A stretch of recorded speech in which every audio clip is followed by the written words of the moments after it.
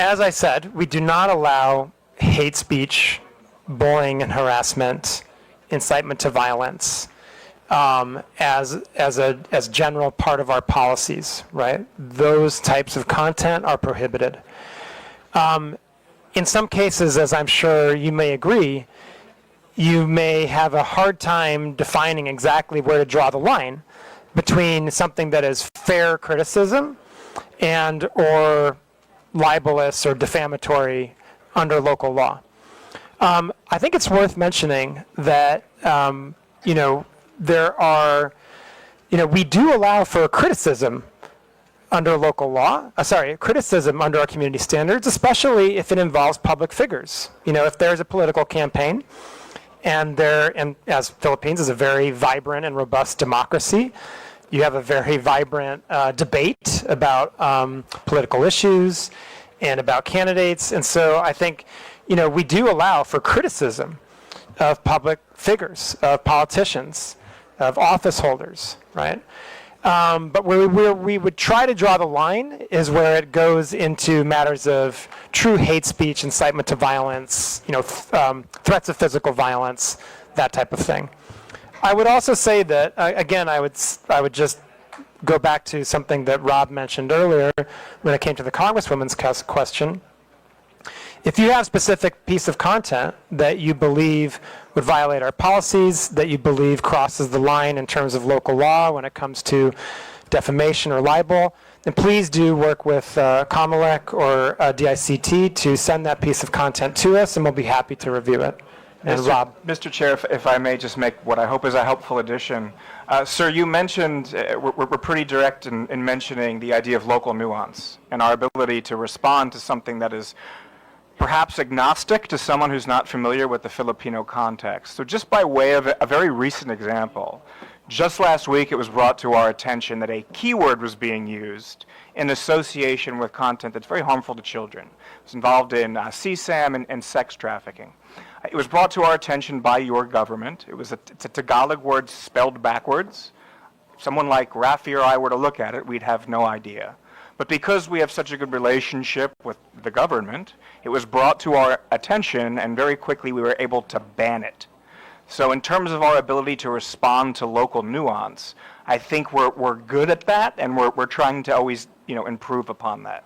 It's hearings like these, it's our daily interaction with the operational folks that keeps us sort of hopefully on the cutting edge of all of the local nuance that's continually evolving. Thank you, sir.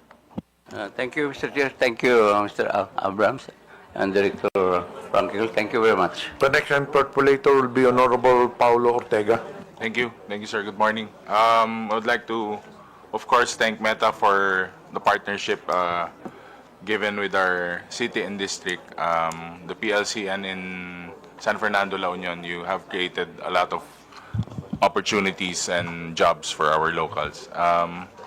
With that, Mr. Chair, I would like to zero in on a few questions, mostly on the political context. The presentation has shown us a lot of different contexts, but I was looking for the political context side, but I have a few questions directly about this.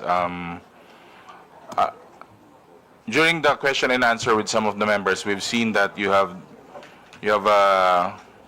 taken already you have noted and you have done some actions to ensure that there is moderation with the content, especially politically.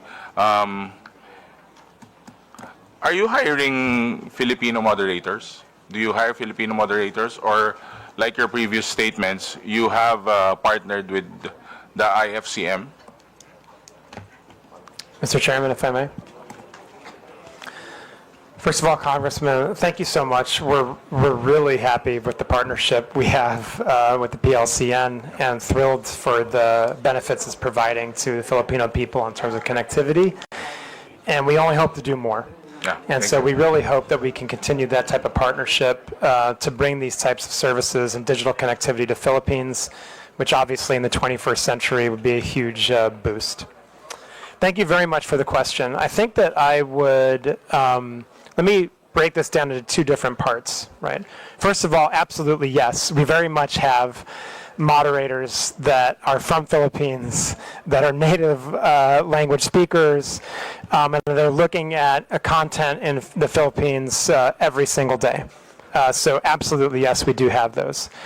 I just want to make a distinction between moderators that look at potential violations of community standards versus third-party fact checkers. They're not the same thing. The moderators that we have are really looking at potential violations of our community standards. The third-party fact checkers are looking to determine if pieces of content are misinformation, right? But to be clear, those are also local, right? We work with 3 third-party fact checkers in Philippines, Verifiles, Rappler, and AFP. And again, all of them, of course, are local and have the local context, local native language capabilities. So absolutely, very much yes. We have the capabilities to both moderate content against our community standards and work with third-party fact checkers on misinformation in Philippines. Mr. Chair, can I add, do you think they have the capacity for real-time review? Or is it a taller task than it is? Mr. Chairman, if I may. Congressman, again, I would like to break these because they're 2 different things, really. And I think we do have to make sure we're being distinct about how we talk about our general content moderation versus the misinformation. So starting with our content moderation and our community standards moderation, what we do is we prioritize the most severe harms first. It is not necessarily a first in, first out content moderation system. What we do is we prioritize the most harmful pieces of content first. So, for example, if we see that there are reports of child exploitative imagery, that's going to jump all the way to the top of the queue, right? If we see reports of terrorism content, incitement to violence, right, those types of things, those are going to jump ahead because of their potential to cause harm, right?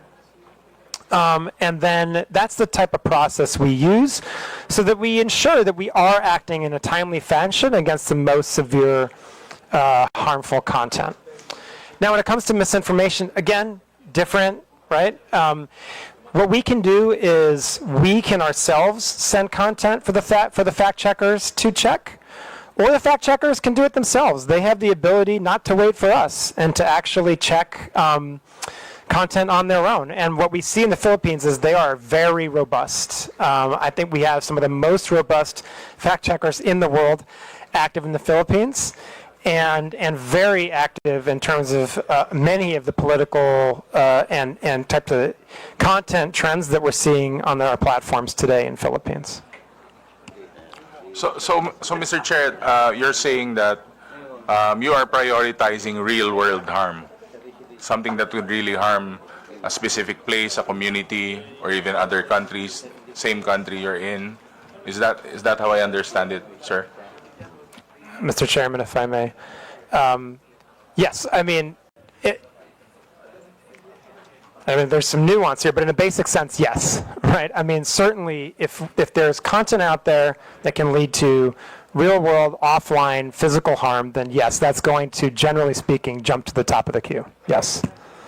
So if I'm reading your presentation correctly, may I ask what type of accountability does Meta have in the Philippines when these things go south, or even if we tend to go to something a lot worse than regular trolling, regular misinformation?